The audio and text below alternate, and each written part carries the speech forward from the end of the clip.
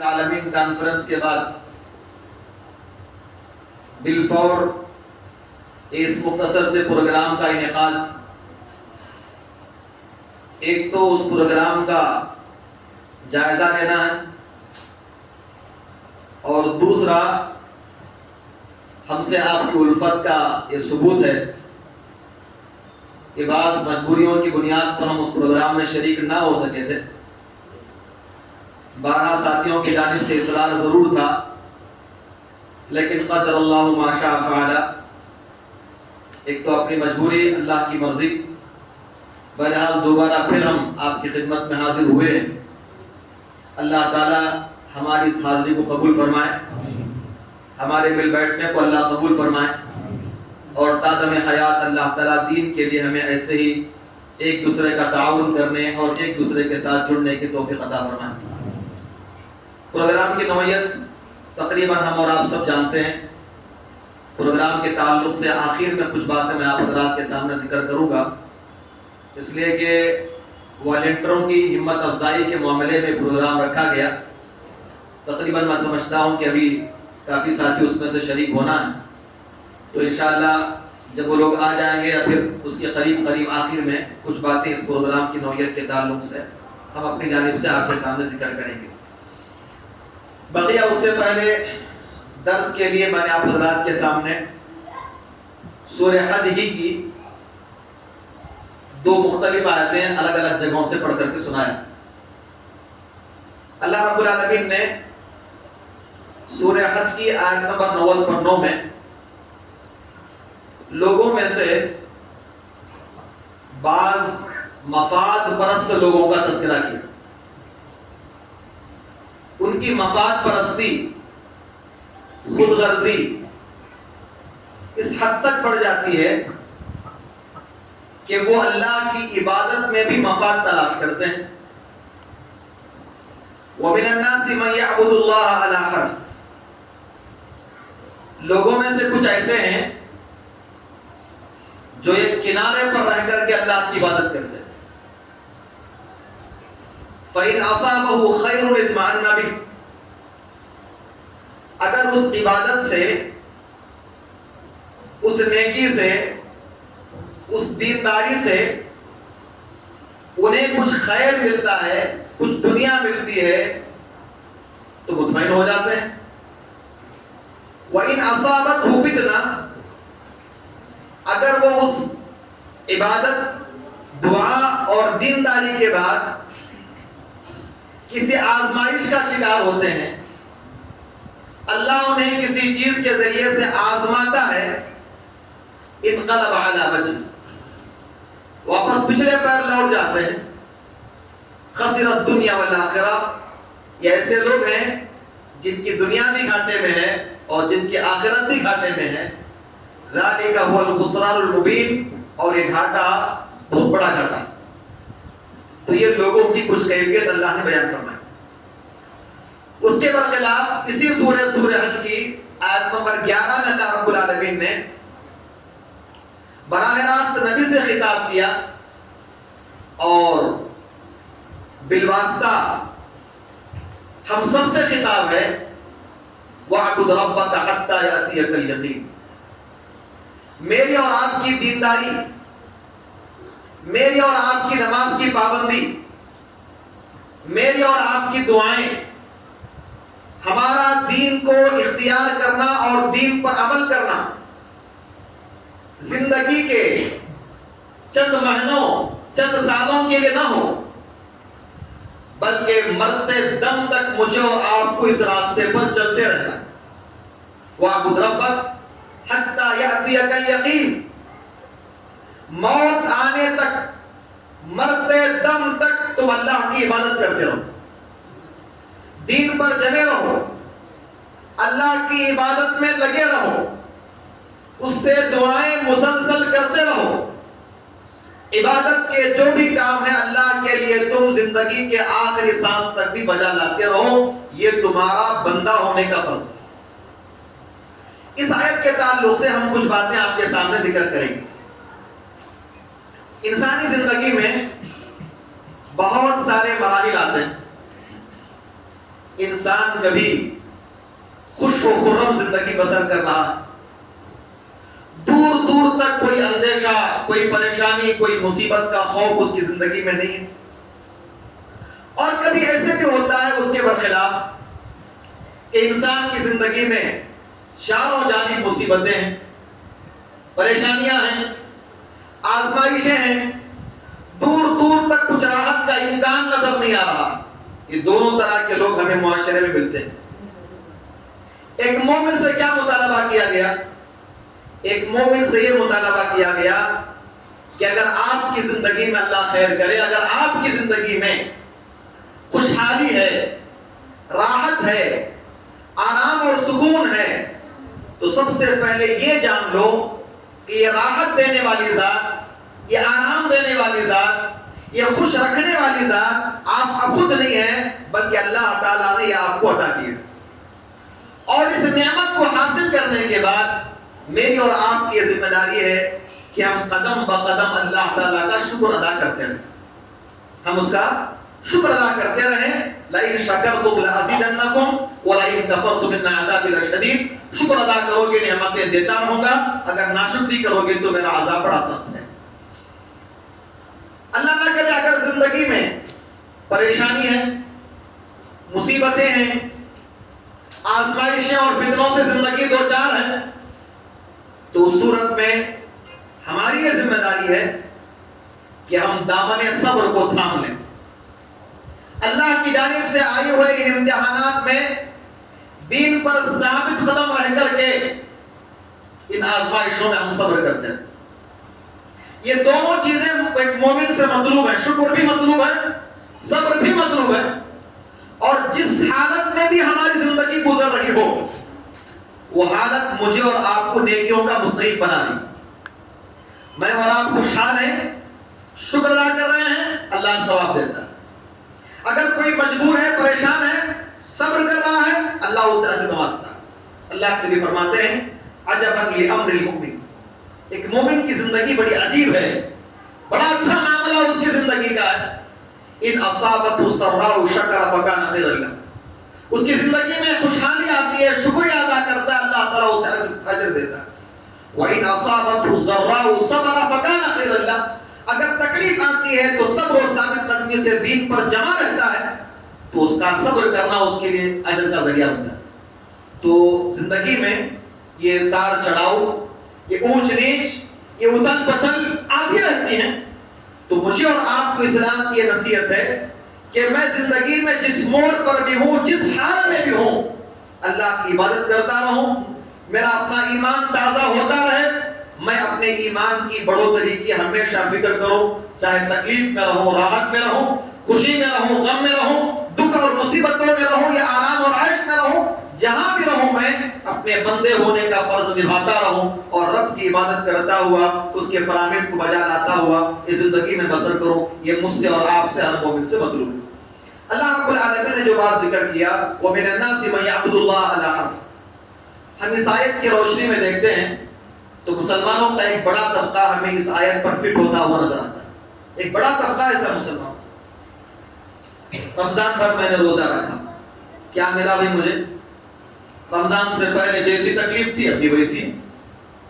مسجد گیا تھا، پریشان تھا، مولوی صاحب نے کہا کہ نماز پڑھو، اللہ تعالیٰ راستے آسان کر دے گا، رزق دے گا۔ مہینے سے نماز پڑھ رہا ہوں، کچھ بھی نہیں مل رہا، ہوتا ہے۔ میں دیندار بن گیا، برائی کے راستے میں نے چھوڑ دیا، غلط طریقے میں نے چھوڑ دیا، لیکن زندگی میں کوئی راحت نہیں ہے، کچھ بھی آرام نہیں ہے، زندگی جیسے پہلی تھی ابھی ویسی ہے، تو پھر میرے نیک بننے کا کیا فائدہ مجھے حاصل ہو؟ یہ لوگوں کا ایک بڑا طبقہ اس شکوے کا شکار ہے نہیں ہے؟ یہاں تک کہ اس معاملے کو لے کر دعاؤں میں بھی ہمارا ایک بڑا طبقہ اس جو ہے بیماری کا شکار ہے۔ کب سے مانگ رہا ہوں دعا، قبول نہیں ہو رہی، کب سے مانگ رہا ہوں میں، اللہ دے ہی نہیں رہا ہے۔ نعوذ باللہ، ایسی باتیں کر دیتے ہیں، اللہ شاید آنکھ پوچھ لیا ہوگا، اللہ مجھے دیکھ ہی نہیں رہا ہے۔ اس قسم کی باتیں ایک مسلمان دیندار کی زبان سے نکلتی۔ اللہ رب العالمین نے اس آیت میں ان لوگوں کا تذکرہ کرتے ہوئے علاج ذکر کیا کہ وَاعْبُدْ رَبَّكَ حَتَّى يَأْتِيَكَ الْيَقِينُ، میں اس کا بندہ ہوں، وہ مجھے جس حال میں رکھنا چاہتا ہے رکھ رہا ہے، مجھے اس کے فیصلے پر راضی رہ کر کے زندگی بسر کرنا ہے۔ وہ میرے حق میں آرام کا فیصلہ کیا تب بھی راضی، وہ میرے حق میں اگر کسی فتنے کا آزمائش کا فیصلہ کیا ہے تب بھی راضی۔ قدر اللہ ما شاء فعل، یہ کہہ کر زندگی بسر کرو، زندگی میں ہر معاملہ راحت والا ہوگا، ہر معاملہ زندگی میں خیر والا ہوگا۔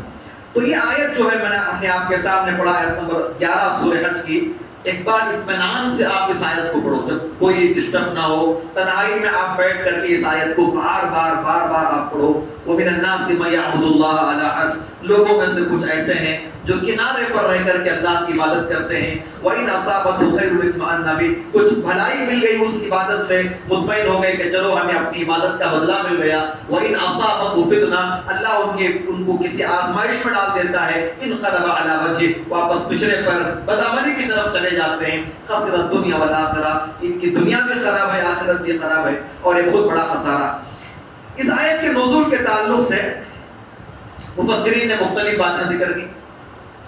حضرت ابو سعید رضی اللہ عنہ بیان فرماتے ہیں، یہودیوں میں کا ایک آدمی اسلام قبول کرتا ہے، ایک یہودی اسلام قبول کرتا ہے۔ اسلام قبول کرنے کے بعد اب دیکھیے کہ اسلام اور ایمان یہ ایسے راستے ہیں نا، اس پر آزمائش ہوگی آزمائش، اور جو جتنے درجے کا مومن اس سے اتنے درجے کی آزمائش۔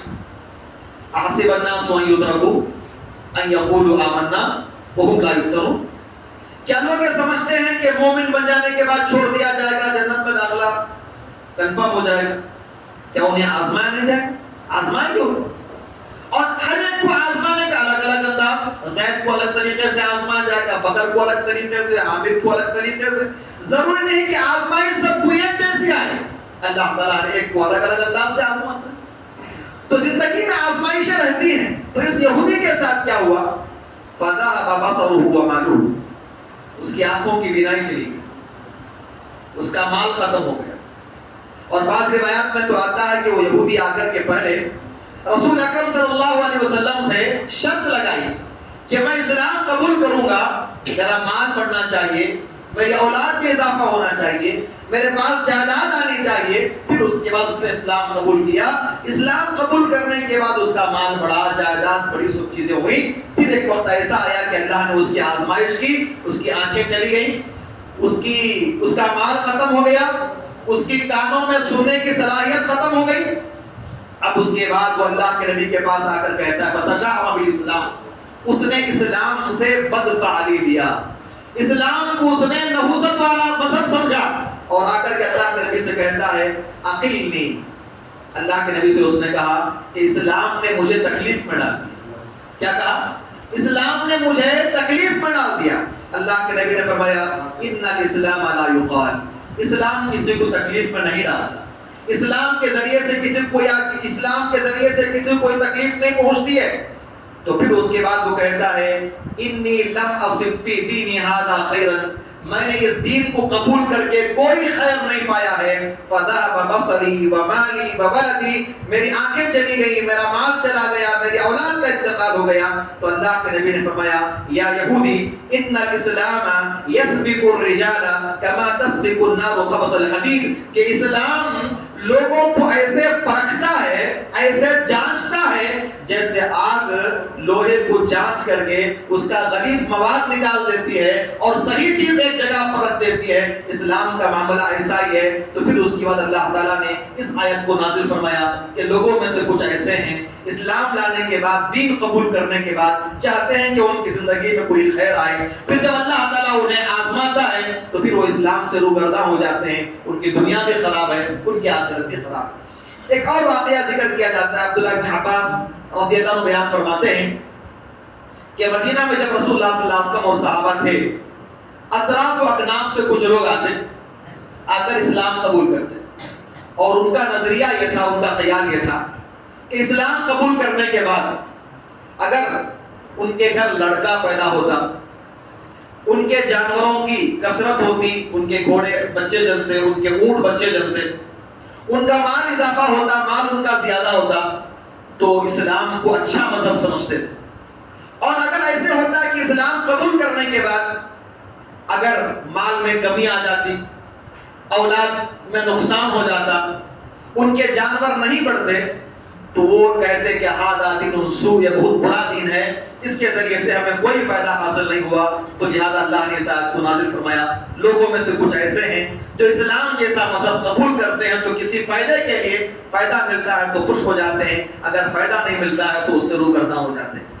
اور بعض مفسرین کہتے ہیں کہ یہ آیت منافقین کے بارے میں نازل ہوئی، اس لیے کہ ان کا معاملہ ایسا تھا کہ وہ نبی کے ساتھ رہتے تھے تاکہ مال غنیمت کچھ حاصل ہو جائے، مال غنیمت ان کو مل جائے. اگر مال غنیمت ان کو دیا جاتا تو خوش ہو جاتے، اگر مال غنیمت نہیں ملتا تو اسلام اور مسلمانوں کو بدنام کرتے پھرتے تھے. تو اللہ کے نبی نے فرمایا تعیس عبد الدینار والدرہم، دینار اور درہم کا بندہ ہلاک ہو جائے، برباد ہو جائے.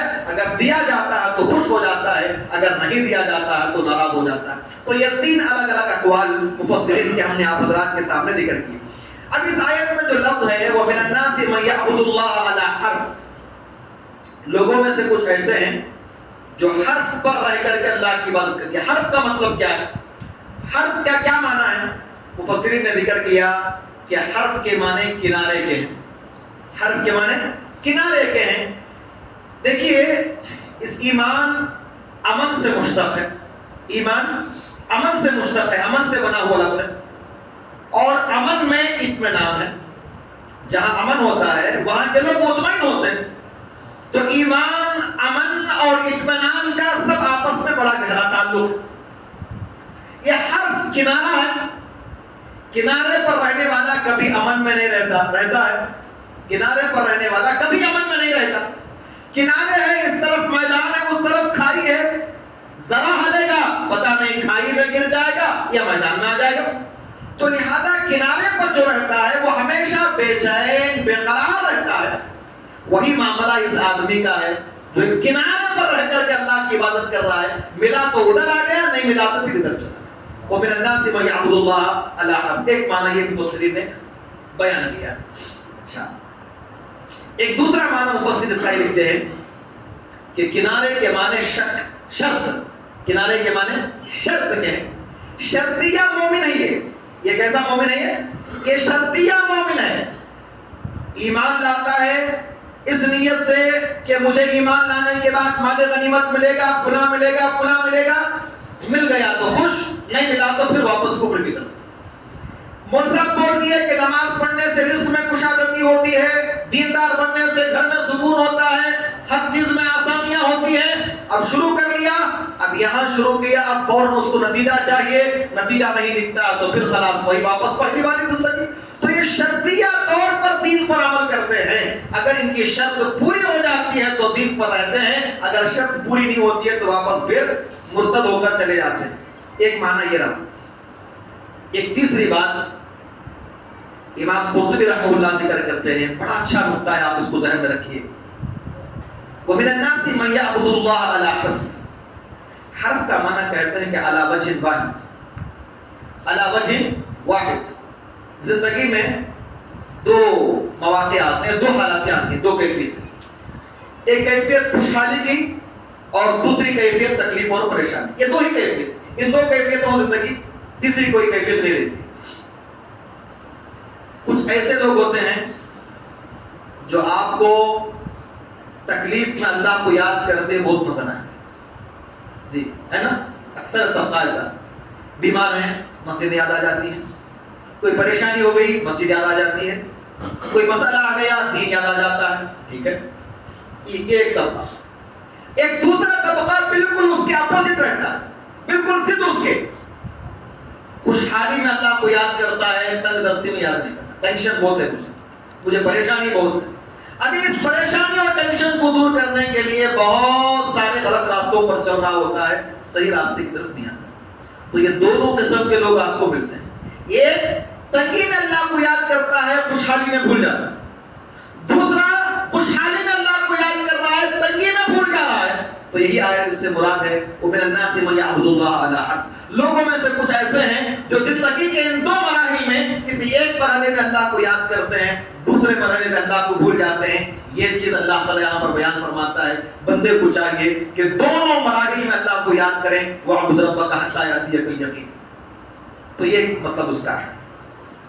تو بہرحال اگر کوئی بندہ ایسا ہے جو تنگی میں اللہ کی عبادت کرتا ہے، خوشحالی میں اللہ کو بھول جاتا ہے، خوشحالی میں دیندار بنتا ہے، تنگی میں اللہ کو بھول جاتا ہے، کچھ ملتا ہے تو دینداری رہتی ہے، کچھ نہیں ملتا ہے تو پھر بے دین بن جاتا ہے.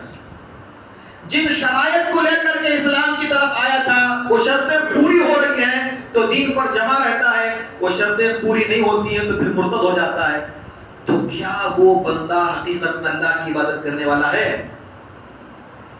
اس نے جو عبادت کیا کیا حقیقت میں اللہ کی عبادت کرنے والا ہے؟ نہیں، وہ اللہ کی عبادت کرنے والا نہیں، وہ تو خواہشات کی پرستش کرنے والا ہے.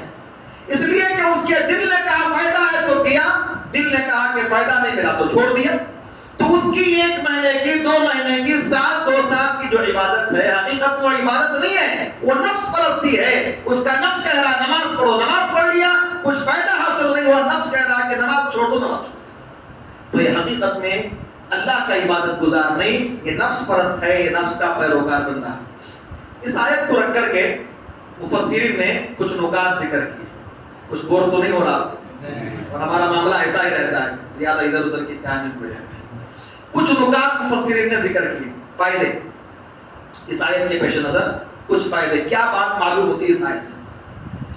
اس آیت میں پہلی بات جو معلوم ہوتی ہے وہ یہ ہے، ایک مومن کا اور عبادت کا تعلق زندگی کے اختتام تک ہونا چاہیے. ایک مومن کا اور دینداری اور عبادت کا تعلق زندگی کے آخری دم تک ہونا چاہیے. اسی لیے اللہ نے کیا کہا؟ یا ایھا الذین آمنوا اتقوا اللہ حق تقاتہ ولا تموتن الا وانتم مسلمون. ایمان والو اللہ سے ایسے ڈرو جیسے ڈرنا چاہیے. ولا تموتن الا وانتم مسلمون. جب جان نکالی جا رہی ہو، جب روح نکل رہی ہو تو حالت اسلام میں روح نکلے، حالت اسلام میں موت آئے. مسلمان ہونے کی حالت میں روح قبض کی جائے، یہ تمہاری زندگی کا کمال ہوگا، یہ تمہاری زندگی کی کامیابی ہوگی. اور اسی کی ترجمانی سورہ حج کے آیت میں بیان کی گئی، وَاعْبُدْ رَبَّكَ حَتَّىٰ يَأْتِيَكَ الْيَقِينُ. موت آنے تک عبادت کرتے رہو، کرتے رہو، کرتے رہو. کچھ ملا تب بھی عبادت کرو، نہیں ملا تب بھی عبادت کرو. زندگی میں راحتیں ہیں تب بھی عبادت کرو، تکلیف اور پریشانیاں تب بھی عبادت کرو. زندگی کے ہر مرحلے میں آپ کو عبادت کرتے رہنی چاہیے، اللہ کی اطاعت آپ کو کرتے رہنی چاہیے. پہلا سبق اس آیت سے، وَاعْبُدْ رَبَّكَ حَتَّىٰ يَأْتِيَكَ الْيَقِينُ. اپنے رب کی عبادت کرو موت آنے تک. تو لہذا عبادت کا یہ تعلق ایک مومن سے کبھی چھوٹنا نہیں چاہیے. اور آج ہمارا معاملہ کیسا عبادت کو لے کر کے؟ جوشیلے انداز سے رہتے ہیں. رمضان آیا تو پوری دینداری آ گئی، رمضان رخصت ہوگا تو پورا رخصت ہو گیا. تھوڑا کچھ طبیعت میں دلچسپی آئی تو فرائض، نوافل، تہجد سب ادا ہو رہی ہے. طبیعت تھوڑا سستی کی شکار ہو گئی تو نوافل تو درکنار، تہجد تو درکنار، فرائض سے بندہ غافل ہو گیا. تو یہ معاملہ زندگی میں نہیں ہونا چاہیے.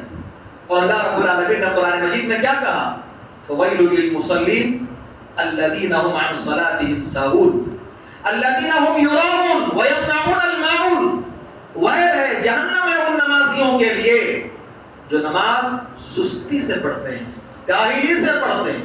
نماز نہ پڑھنے والوں کے لیے ویل نہیں کہا گیا، نماز سستی سے پڑھنے والوں کے لیے ویل کہا گیا کہ کبھی پڑھا کبھی چھوڑ دیا، کبھی پڑھا کبھی چھوڑ دیا. دن میں 5 وقتہ نمازوں میں 1-2 نمازیں باضابطہ ہو رہی ہیں، بقیہ 3 نمازوں کی کوئی فکر نہیں، اور 2 ہی میں سمجھتے ہیں کہ روزانہ 2 مرتبہ تو میں مسجد جاتا ہی جاتا، باقی 3 مرتبہ رخصت مل گئی ہے. تو یہ ذرا سوچیے کہ وَاعْبُدْ رَبَّكَ حَتَّىٰ يَأْتِيَكَ الْيَقِينُ. عبادت کا، دین سے جڑے رہنے کا جو معاملہ ہے وہ زندگی کے اختتام تک ہونا چاہیے. یہ آیت سے پہلی بات جو ہم سب کو معلوم ہوتی ہے. دوسری بات معلوم کیا ہوتی ہے اس آیت سے؟ کہا کہ اس آیت سے ہم سب کو یہ معلوم ہوتا ہے کہ اللہ تبارک و تعالی ایک مومن کا امتحان لیتا ہے. اللہ تعالیٰ ایک مومن کا امتحان لیتا ہے. اور ابھی جیسا کہ میں نے ذکر کیا امتحان کی نوعیتیں الگ ہیں. مجھ سے الگ قسم کا امتحان, آپ سے الگ ٹائپ کا, ان سے الگ قسم کا, ان سے الگ ٹائپ کا. ہر کسی سے اللہ تعالیٰ الگ الگ طریقے کے امتحان لے سکتا ہے. یہ اس کے اختیار اور مرضی کی بات ہے, لیکن امتحان تو سب کو دینا ہے. امتحان سب کو دینا ہے. وَلَنَبْلُوَنَّكُمْ بِشَيْءٍ مِّنَ الْخَوْفِ وَالْجُوعِ وَنَقْصٍ مِّنَ الْأَمْوَالِ وَالْأَنفُسِ وَالثَّمَرَاتِ وَبَشِّرِ الصَّابِرِينَ. ہم ضرور آزمائیں گے ان کو, کچھ خوف دے کر آزمائیں گے, بھوک دے کر آزمائیں گے, مال کم کر کے آزمائیں گے, جانوں میں کمی کر کے آزمائیں گے, پھلوں کو کم کر کے آزمائیں گے. یہ آزمائشیں ہیں. اور پھر کہا کہ وبشر الصابرین, جو صبر کرتے ہیں. اے اللہ کے نبی آپ انہیں خوشخبری سنا دیجئے. الذین اذا اصابتهم مصیبہ, جب بھی وہ کسی مصیبت سے دوچار ہوتے ہیں, قالوا انا للہ وانا الیہ راجعون, کہتے ہیں کہ ہم سب اللہ کے لیے ہیں اور ہم سب کو اللہ کی طرف لوٹ کر کے جانا ہے. اولئک علیہم صلوات من ربہم ورحمہ, جو لوگ آزمائشوں میں انا للہ پڑھ کر کے صبر کر لیتے ہیں, یہ ایسے لوگ ہیں جن پر رب کی جانب سے رحمتیں ہیں اور اللہ کی جانب سے وہی لوگ ہدایت یافتہ ہیں. تو پتہ کیا چلا کہ اللہ تبارک و تعالیٰ آزمائے. ایک اور بات میں بتاتا ہوں آپ کو, آزمائش کی مختلف صورتیں ہم نے ذکر کی. تو ان آزمائشوں میں ہم لوگ کیا سمجھتے ہیں کہ صرف تکلیف ہی آزمائش بنتی ہے. یہی تصور ہے نا ہمارا. کیا تصور ہے ہمارا؟ صرف یہی تصور ہے کہ صرف تکلیف ہی آزمائش بنتی ہے. آپ کو معلوم ہونا چاہیے راحتیں بھی آزمائش ہیں. جی, راحتیں بھی آزمائش ہیں, مال بھی آزمائش ہے, فقیری بھی آزمائش ہے, اولاد کا ہونا بھی آزمائش ہے, اولاد کا نہ ہونا بھی آزمائش ہے. اگر زندگی میں جس حال میں بھی ہے ہم آزمائش میں ہی ہیں. ملا ہے تو بھی آزمائش, نہیں ملا ہے تو بھی آزمائش. ایک اور بات بتاؤں, کون سا امتحان کٹھن ہے اس میں؟ آزمائش دونوں ہیں, امتحان دونوں ہیں. مل رہا تو بھی امتحان, نہیں مل رہا تو بھی امتحان. تو اس میں کون سا امتحان مشکل ہے ذرا بتاؤ, کون سا مشکل؟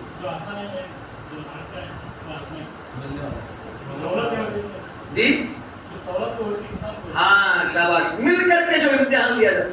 تنگ دستی کا امتحان جو ہے یہ آدمی اس میں تھوڑا بیلنس میں آ جاتا ہے. ہاں مجھے نقصان ہوا ہے, مجھے الرٹ ہو جانا چاہیے, مجھے مسجد چلے جانا چاہیے, دعا کروا دینی چاہیے, مجھے اپنی غلطیوں سے باز آ جانا چاہیے. وہاں اسے ریڈ الرٹ نظر آ جاتا ہے, لال مارک نظر آ جاتا ہے, تو پھر وہ چوکنا ہو جاتا ہے. لیکن دیکھ کر کے جو امتحان دیا جا رہا ہے وہ امتحان بڑا سخت ہے. سب گرین سگنل, سب گرین سگنل ہے. اب اس وقت میں, اسی لیے آپ دیکھو دن میں زیادہ حادثات نہیں ہوتے, اس لیے کہ جگہ جگہ ٹریفک رہتے. بھائی آپ کو رکنا ہے, آپ کو رک کر کے جانا ہے, آپ کو رک کر. لیکن رات میں سب طرف کے راستے کھلے ہوئے, بندہ ادھر سے بھی آتا ہے, ادھر سے بھی آتا ہے, تو حادثات کا زیادہ امکان ہے. وہی معاملہ زندگی میں راحتوں کے امتحان کا ہے کہ جب آپ کو دیا جا رہا ہے تو بندہ یہ سمجھتا ہے کہ چلو راستے کھلے ہوئے ہیں میرے لیے. اب جاتا ہے تو مختلف امتحان میں وہ بندہ ناکام ہو جاتا ہے. اللہ تعالیٰ دے کر بھی آزماتا ہے, اللہ لے کر بھی آزماتا ہے. اور اللہ تعالیٰ کی دے کر جو آزمائش ہوتی ہے وہ سخت ہے لے کر کے آزمائش کے مقابلے میں. ہمیں کیا چاہیے؟ ہمیں راحت چاہیے. تو گویا کہ ہم کون سا امتحان چن رہے ہیں اپنے لیے؟ مشکل امتحان چن رہے ہیں, اور پھر ہم اپنے طور پر ایمانی طور پر اس امتحان کے لیے تیار نہیں. جی, ایک معاملہ یہ.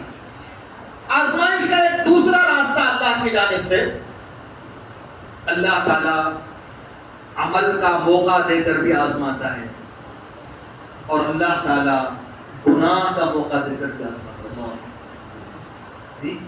نیکی کا موقع دے کر بھی آزمایا جاتا ہے, گناہ کا موقع دے کر بھی آزمایا جاتا ہے. یہ بندہ نیکی کر رہا ہے, موقع ہے کر رہا ہے, جب موقع چلا جائے گا تو کرے گا کیا؟ آزمائش. آزمائش. رمضان میں شیطان کو قید کر دیا گیا, عبادت کا موقع دیا گیا, خوب عبادت ہوئی. اب اس کے بعد رمضان کی بات ختم ہوئی, چھوٹ گیا اور اکسانے بغلانے کے پیچھے پڑ گئے. گناہ کا موقع دے کر اللہ آزماتا ہے کہ بندہ گناہ سے بچا ہوا ہے, تو کیوں بچا ہوا ہے؟ موقع نہیں اس لیے بچا ہوا ہے, یا پھر موقع ملنے پر بھی یہ گناہ نہیں کرے گا اس لیے بچا. اللہ آزماتا. اتنی بڑی بڑی مثالیں ہوں, اور 7 قسم کے لوگوں کو جو اللہ اپنے عرش کے سایہ میں جگہ دے گا, اس میں سے ایک نوجوان کیا ہے؟ رجل دعته امرأة ذات منصب وجمال وقال انی اخاف اللہ. برائی آگے سے بلا رہی ہے، کہتا نہیں میں اللہ سے ڈرتا ہوں. ایک انسان کو عورت آگے سے بلاتی ہے اور وہ کیسی ہے؟ ذات منصب، عہدے والی، پیسے والی، جو بھی مسئلہ ہوگا وہ سنبھال لے گی، اور جمال خوبصورت بھی ہے، وہ آگے سے بلا رہی ہے. تو یہ کہتا ہے انی اخاف اللہ، نہیں میں نہیں کروں گا ایسا، میں اللہ سے ڈرتا ہوں. یہ گناہ کا موقع آنے کے بعد بھی جو گناہ نہیں کرتا ہے اس کا یہ موقع. اللہ یوسف علیہ السلام سے کیا ہوا؟ جو گناہ کا موقع مل کر کے گناہ نہ کرے وہ یوسف علیہ السلام کے اسوے پر عمل کرتا. اللہ کیا ہوا تھا یوسف علیہ السلام کو؟ وہی معاملہ ہوا، ایسا ہی ان کو آزمایا گیا تھا. وغلقت الابواب وقالت ائتر، دروازے بند کر دیا. کون؟ عزیز مصر کی بیوی، وقت کی پاورفل عورت، عزیز مصر کی بیوی کمرے میں ہے، دروازے بند کر دیا اس نے، اور خود سے یوسف کو ورغلا کر کہتی کہ آؤ مجھ سے ضرورت پوری. کیا کہا یوسف علیہ السلام؟ قال معاذ اللہ، اللہ کی پناہ، انہ ربی احسن مثوایا، کہاں تھا میں اور کہاں لا کر میرا رب مجھے رکھا ہے، کہاں میں بازار میں بیچا جا رہا تھا اور کہاں تیرا قابض مجھے عزت سے لا کر کے محل میں رکھا ہے. میں ایسا خیانت کروں؟ میں خیانت نہیں کرتا. جی آزماتا اللہ تعالیٰ. اور اللہ نے قرآن میں اصحاب السبت کا واقعہ ذکر کیا. اصحاب السبت یہودیوں کا ایک قبیلہ تھا جو سمندر کے کنارے رہتا تھا، بستا تھا. ان کا کام کیا تھا؟ مچھلی شکار کرنا اور مچھلیوں کو بیچنا. میں اس لیے اس پر تفصیل سے بول رہا ہوں کہ آج اللہ حفاظت کرے میری آپ کی سب کی، گناہ کے بہت راستے ہیں، بہت راستے ہیں گناہ کے. ہمیں اپنے ایمان کو بچاتے ہوئے ان گناہوں سے بچنا. وہ یہودیوں کا جو قبیلہ ساحل سمندر پر رہتا تھا، ان کا گزر بسر کا جو ذریعہ تھا مچھلی شکار کرتے تھے اور مچھلی کو بیچ کر کے وہ چلتے تھے. اللہ تعالیٰ نے یہودیوں کے لیے ہفتے کا دن، سنیچر کا دن ان کے لیے عبادت کا متعین کیا. اور ہماری طرح نہیں تھا کہ جمعہ کے دن ہم کاروبار بھی کر سکتے ہیں اور اذان کا وقت ہو گیا تو ہم مسجد کو حاضر ہونا. لیکن افسوس یہ ہے کہ اس میں بھی ہم کوتا، اس میں بھی ہم کوتا. ہمیں کہا جا رہا ہے کہ میں گھنٹہ خطبہ جمعہ اور نماز سب ملا کر کے گھنٹے سے سوا گھنٹہ ہے. اب وہاں یہودیوں کے لیے پورا دن عبادت کا قرار دیا گیا تھا کہ اس دن اپنی دنیا بھی کوئی مصروفیت ان کی نہیں تھی، کاروبار نہیں رہے گا، لیتے کچھ نہیں. اب یہ اصحاب السبت تھے، کانت حاضرۃ البحر، سمندر کے بازو میں رہتے تھے، مچھلیاں شکار کرنا اور بیچنا ان کا مشغلہ تھا.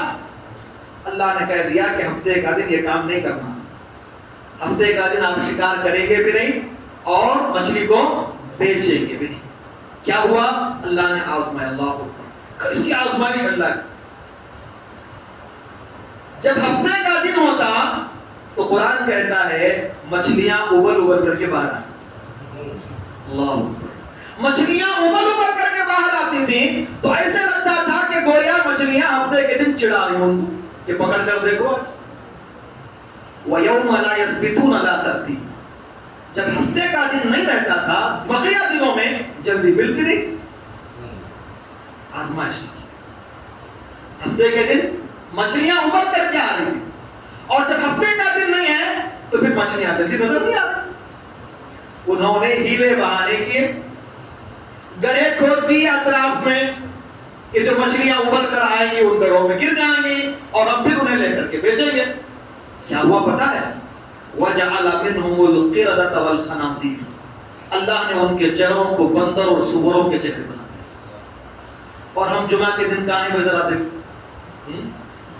پورا دن ان کی عبادت کا تھا اور انہوں نے یہ ہلا کیا اس دن کی کاروبار کی، اس دن کی مچھلیوں کو شکار کے لیے، تو اللہ نے ایسا عذاب ان پر نازل کیا. تو پھر مسلمانوں کی اکثریت کا کیا عالم ہے آج اچانک. تو آزمائش دے کر آزماتا ہے، لے کر آزماتا. کون سی آزمائش کٹھن ہے؟ دے کر کے جو آزمائش ہوتی ہے وہ کٹھن. نیکی کا موقع دے کر آزماتا ہے، نیکی کا موقع لے کر کے آزماتا ہے. گناہ کا موقع دے کر بھی آزماتا ہے. کون سی آزمائش کٹھن ہے؟ گناہ کا موقع دے کر جو آزمائش ہے. اب آج کوئی سمجھتا گرین سگنل ملا چلو چلتے، لیکن یہ آزمائش ہے. یہ آزمائش ہے کہ آپ اللہ سے ڈرتے ہیں اس لیے گناہ سے بچے ہوئے ہیں، یا پھر اسباب اور سہولتیں مہیا نہیں ہیں اس لیے گناہ سے بچے ہوئے ہیں، یہ اللہ تعالیٰ دیکھنا چاہتا ہے، یہ سب آزمائش ہے اللہ تعالیٰ۔ تو لہذا زندگی میں امتحان ہوتا ہے، اس امتحان میں بندے کو ہمیشہ صحیح راستے پر چلنا چاہیے۔ زندگی میں کبھی خوشحالی کا امتحان ہے، زندگی میں کبھی تکلیف کا امتحان ہے، تو اللہ کے فیصلے پر راضی ہو جائیں۔ وَمَن رَضِيَ فَلَهُ الرِّضَا وَمَن سَخِطَ فَلَهُ السَّخْطُ، جو اللہ کی آزمائش میں راضی ہو گیا اللہ کی رضامندی اس سے مل گئی، اور جو اللہ کی آزمائش میں ناراض رہا اللہ تعالیٰ اس سے ناراض ہو جاتا ہے۔ یہ دوسری بات ہے جو اس آیت سے مستفاد ہے، ٹھیک ہے۔ تیسری بات، اس آیت میں جو تیسری بات سمجھ میں آتی ہے، جن لوگوں کا اللہ نے تذکرہ کیا، ملتا ہے تو دیندار بنتے ہیں، نہیں ملتا ہے تو پھر بے دین ہو جاتے ہیں، یہ جس بندے کی سوچ یا جس بندے کا عمل ہے، حقیقت میں وہ بندہ کمزور ایمانی کا شکار ہے۔ اس کی ایمان کی کمزوری کی یہ دلیل ہے۔ اگر کبھی بھی دل میں یہ خیال آ رہا ہے کہ میں نے اتنا کیا دین کے لیے، میں نے اتنی محنت کی دین کے لیے، اتنا سب کچھ میں نے کیا، پھر بھی میری زندگی میں ایسی پریشانی کیوں؟ جب یہ چیز آ جاتی ہے تو پھر سمجھو کہ میں اور آپ، اللہ حفاظت کرے، کمزور ایمانی کا شکار ہو گئے۔ اس لیے کہ اللہ کے نبی نے کیا فرمایا؟ الانبیاء اشد بلاء ثم الامثل فالامثل، اللہ سب سے زیادہ نبیوں کو آزماتا ہے، پھر نبیوں کے بعد جو سب سے زیادہ نیک ہوتا ہے اللہ اس کو آزماتا ہے۔ تو ہماری نیکی ہمیں آزمائش کی طرف لے جا رہی ہے، نیکی کے ساتھ ساتھ اللہ تعالیٰ سے اس آزمائش میں ثابت قدمی کی دعا کرتے ہوئے مجھے اور آپ کو چلنا ہے۔ اسی لیے آپ دیکھو نبی کریم علیہ السلام تہجد آپ پڑھتے تھے، اور نماز تہجد کی فضائل میں ایک فضیلت کیا ہے جانتے ہیں؟ اقوام مقیلہ، اس وقت میں جو دعا کی جاتی ہے اللہ تعالیٰ جلد قبول کر لیتا ہے، دعاؤں کی قبولیت کا وقت ہے۔ اللہ ساتھ میں آسمان سے آسمان دنیا پر آتا ہے اور اللہ کی جانب سے اعلان ہوتا ہے کوئی ضرورت مانگنے والا ضرورتیں پوری کرے، شفا مانگنے والا شفا دے، فلاں فلاں فلاں۔ یہ دعا کی قبولیت کا وقت ہے۔ نبی نماز تہجد پڑھ رہے ہیں، نماز تہجد میں حالت سجدہ میں آپ، اور حالت سجدہ کے تعلق سے اللہ کے نبی نے کیا کہا؟ وَأَمَّا السُّجُودُ فَاجْتَهِدُوا فِي الدُّعَاءِ، سجدوں میں زیادہ سے زیادہ دعا کرو، دعا کی کوشش کرو۔ فَقَمِنٌ أَن يُسْتَجَابَ لَكُمْ، سجدے میں دعا کرو گے تو قبولیت کا زیادہ امکان۔ دیکھو کتنی چیزیں، نبی دعا کر رہے ہیں سب سے پہلی چیز، اور پھر نماز تہجد میں، نماز تہجد کی حالت سجدہ میں آپ دعا کر رہے ہیں۔ کیا دعا کر رہے ہیں؟ یا مقلب القلوب ثبت قلبی علی دینک، یا مصرف القلوب صرف قلبی الی طاعتک۔ نبی اپنے لیے ثابت قدمی کی دعا کر رہے ہیں۔ ہم نے کیا آج تک؟ اللہ تیری توفیق سے میں 5 وقتہ نمازی، نمازوں کا اہتمام کر رہا ہوں، اللہ مجھے اس پر ثابت قدمی دے۔ کبھی دعا کی؟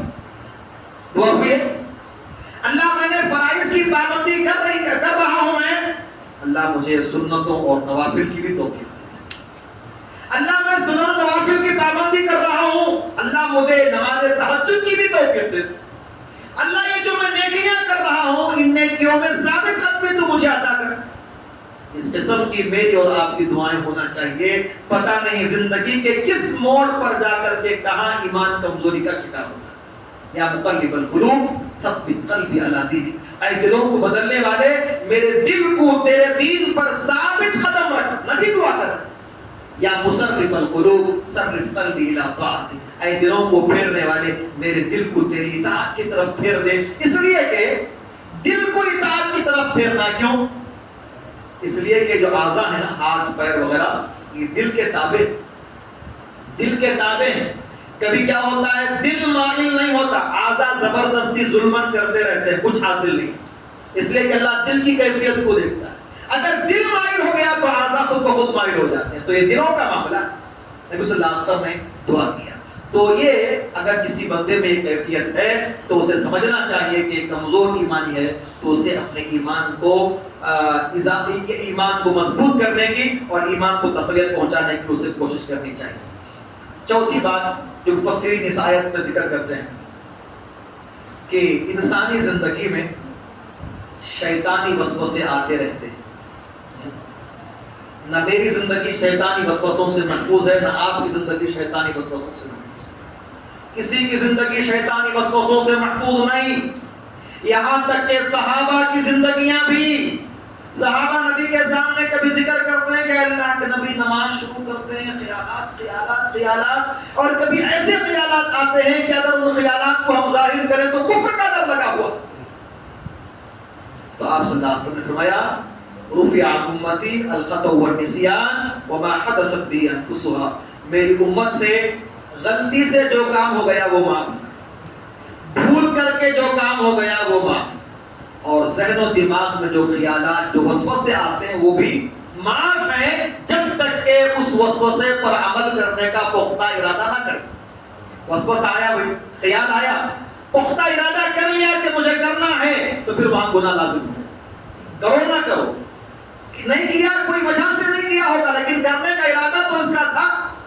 تو لہذا معلوم یہ ہوا کہ وسوسوں سے میں اور آپ بری اور پاک نہیں ہیں۔ تو ان وسوسوں کو اگر دور کرنا چاہتے ہیں تو سب سے پہلے مجھے اللہ کی ذات پر اپنے توکل اور ایمان کو مضبوط بنانا۔ اللہ نے فرمایا قرآن میں انه ليس له سلطان على الذين آمنوا وعلى ربهم يتوکلون، جو اللہ پر ایمان رکھتا ہے، جو اللہ کی ذات پر توکل بھروسہ رکھتا ہے، اس کے ذہن و دماغ میں شیطان مسلط نہیں ہوتا۔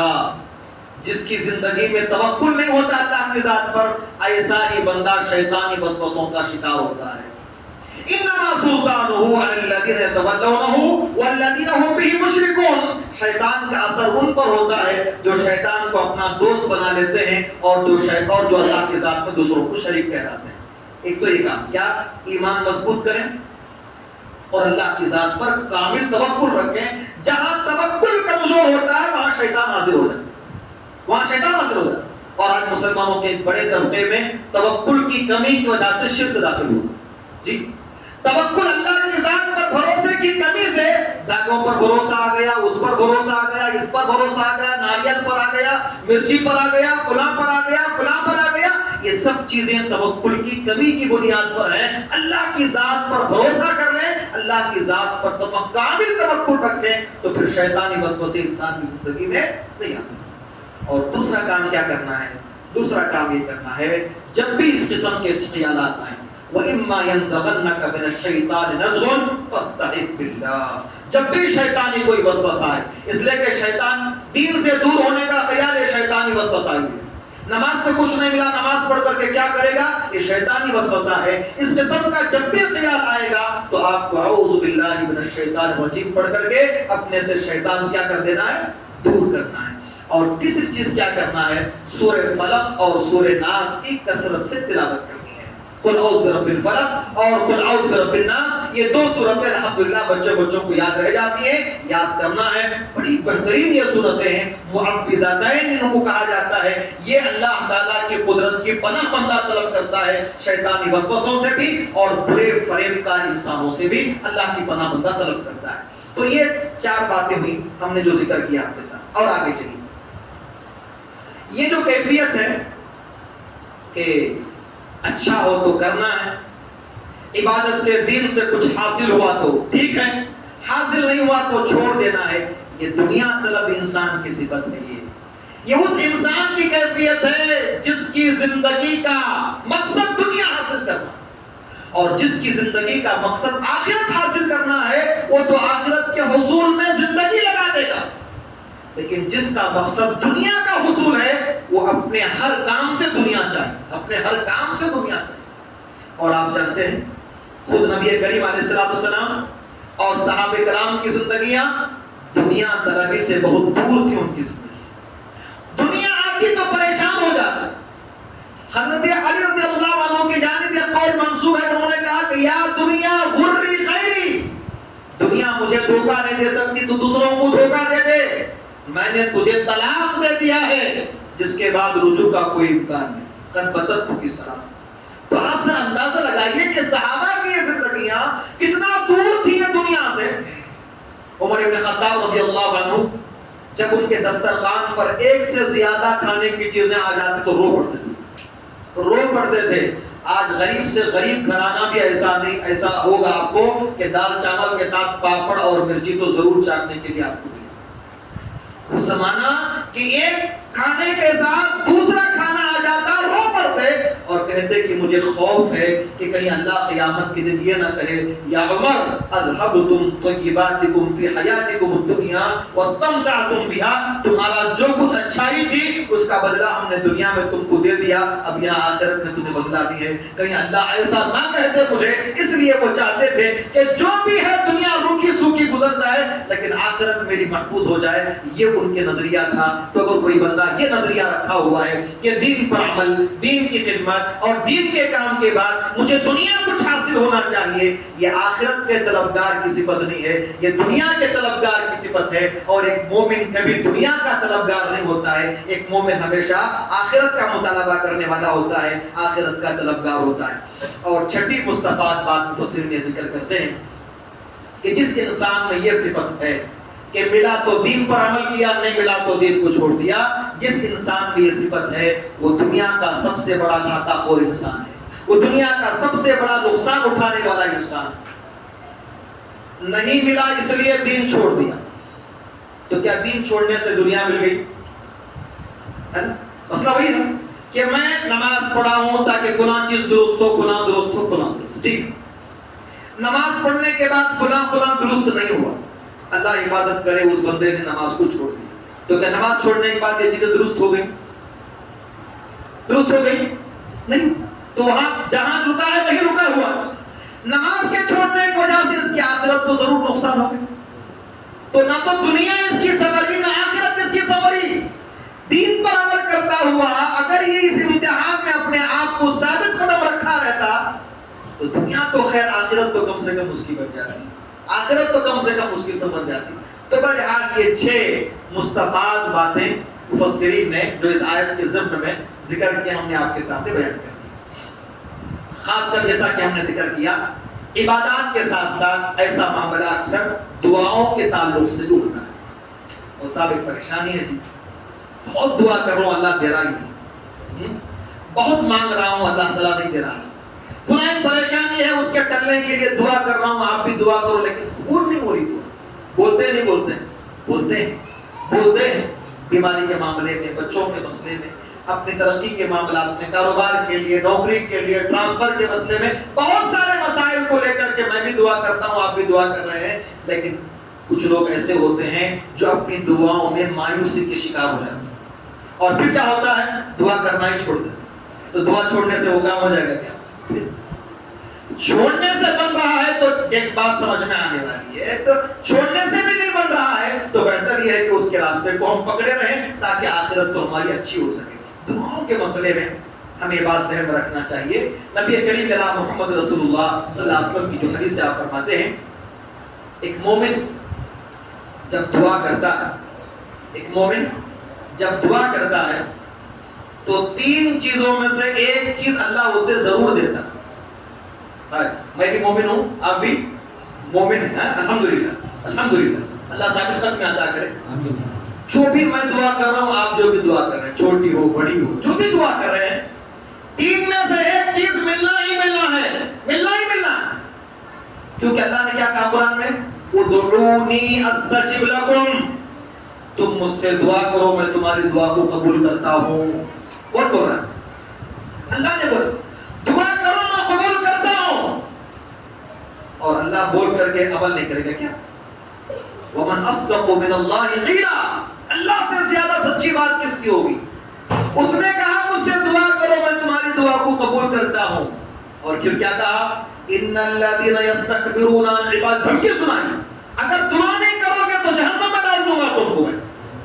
تو دعا کرنا ہے، حکم دیا اللہ نے دعا کا. اس نے جب حکم دیا اس کے حکم پر عمل کر کے میں اور آپ دعا کریں پھر وہ قبول نہ کرے، ایسا ہو سکتا ہے؟ نہیں ایسا ہوگا. اللہ قبول کرے گا؟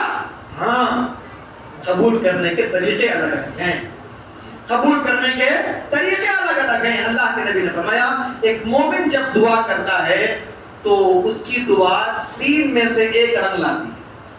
3 چیزوں میں سے 1 چیز حاصل ہونا ہی ہونا ہے دعا کی وجہ۔ پہلی چیز، جو دعا کیا تھا وہ مل گیا، جو مانگا تھا وہ مل گیا، دعا قبول ہو گئی، جو مانگا تھا وہ دے دیا گیا، خلاص بندے کو معلوم ہو جاتا ہے کہ مجھے یہ چیز حاصل ہو گئی، میں نے مانگا تھا اللہ نے دے دیا۔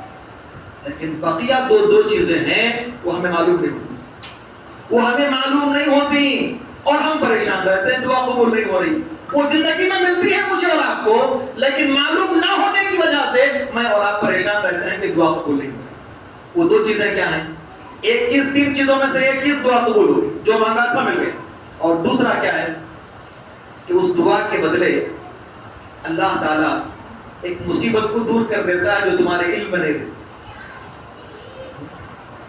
تمہیں معلوم نہیں کہ کوئی مصیبت آنے والی ہے، پریشانی آنے والی ہے، تکلیف آنے والی ہے، جو دعا مانگ رہے اس سے بڑی ہو سکتی ہے وہ، تو اللہ کیا کرتا ہے؟ اسے روک رکھتا ہے، وہ تکلیف دور کر دے، اس کی وہ پریشانی اس کی دور کر دے۔ تو بتاؤ آپ ہماری زندگی میں کتنے مرتبے ایسے ہوتا ہے، بولتے ہیں نا لوگ کسی کی نیکی آڑا آ گئی، بولتے نہیں، کوئی نیکی آڑا آ گئی، کوئی دعا کام آ گئی، یہی ہوتا ہے کہ اللہ تعالیٰ کسی تکلیف کو، پریشانی کو دور کر دیتا ہے، وہ ہماری دعا کا اثر، دعا کی۔ ایسا زندگیوں میں کبھی معلوم ہوتا ہے اور کبھی معلوم نہیں ہوتا ہے، ایسے ہی ان دعاؤں کی برکت سے پریشانیاں دور ہوتی چلی جاتی۔ کون سا ہونا، کون سا چاہیے؟ جو مانگا وہ ملنا چاہیے یا اللہ اپنی مرضی سے ہماری پریشانیوں کو دور کر دے وہ چاہیے؟ کیوں اللہ قرآن میں کیا کہتا ہے؟ تم کو کون سی چیز اچھی ہے وہ تم نہیں جانتے، وہ ہم جانتے ہیں۔ اللہ پوری باتیں ہیں قرآن میں، پوری باتیں ہیں، پڑھو آپ قرآن۔